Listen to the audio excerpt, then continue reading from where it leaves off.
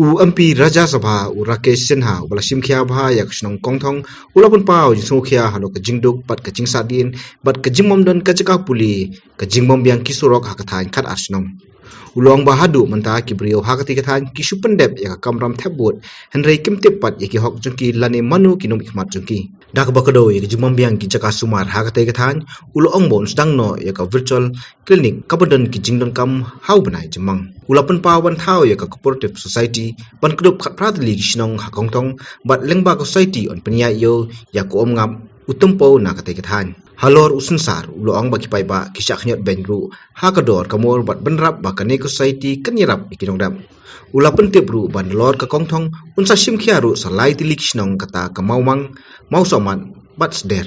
Yesterday I distributed 400 bees boxes and kits to the almost 40 families. In Kongthong, there are three important things. One, the unique tradition. But there's two, that accompanied by the poverty, extreme poverty of the people, lack of educational facilities, lack of good transport. So, what we are planned to do, they're forming a cooperative society in Kongthong, Kongthong Cooperative Society. That would cluster the Rangwag Shnong villages, 18 villages, cluster of 18 villages. So, business of broom, honey, pan, and other tribal products through this cooperative society, so that till now the tribals have been extremely exploited. I'm giving example of broom. Broom sticks, they sell it in quintal. 13,000 per quintal. Now the rate has increased because we started raising the voice about their exploitation. So in last 2 years they have raised the land. 1 quintal 13,000. It is higher, but generally they sell in 9,000, 10,000, 11,000 quintal. So particular broom cost they get 10 to 15 rupees maximum. That broom is sold in Shillong 130 rupees, 100 rupees, 95 rupees. So in a distance of just 60 kilometers, the gap of the price is more than 60.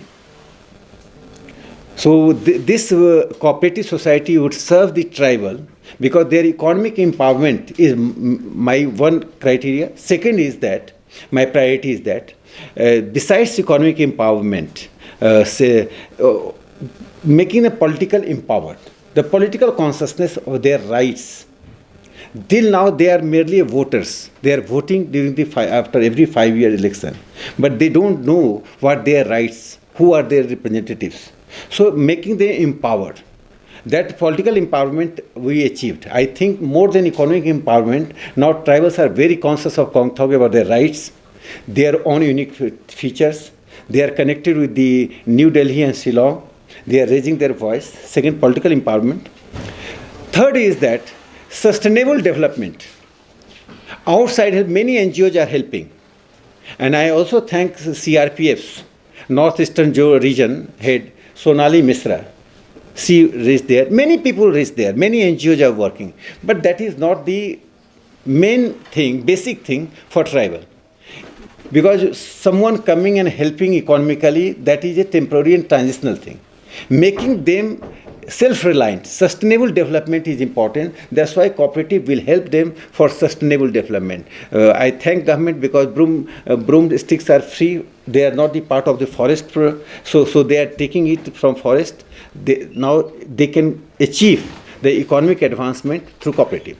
They raised the issue of the very important issue that I adopted 3 more villages on their request. I was not in the position to adopt them, but they requested, their insistence, their love and concern that Maumang, Mausud and Sadar. This is very last time I visited Maumang, 45 minutes without any break. I have not stayed a single minute. Then it took 45 minutes, very difficult route. And 45 minutes I went, 45 minutes I come back. So if someone is ailing, it is very difficult for a person to survive and coming to Shillong. They will first come to Kongthong, then they come to Shillong. No medical facilities, good medical facilities are available in these 3 villages. That is a sorry state of affairs. So I am starting a virtual clinic. Virtual clinic means there would be some trained staff there. There would be some facilities. If anyone is ailing, he or she would come. He will examine, and by the camera, the doctor will see and prescribe some medicine. So I would going to start virtual clinic by May end or midst of 2022 May.